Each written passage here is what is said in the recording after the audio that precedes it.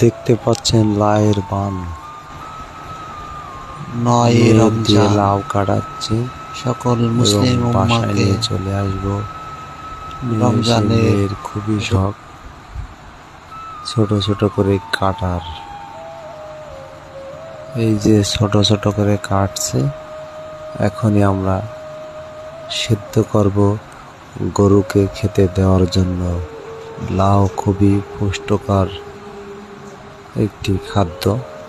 গরু এবং ছাগলের সেদ্ধ করে খেতে দিলে খুবই খায়, এই জন্য সেদ্ধ করার জন্য প্রস্তুত আমরা। এই যে চুলোর ভিতরে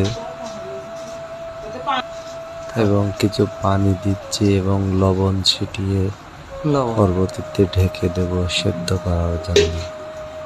পরে গরু এবং ছাগলের খেতে দেব খুব পুষ্টিকর খাদ্য লাউ। ঢেকে দাও।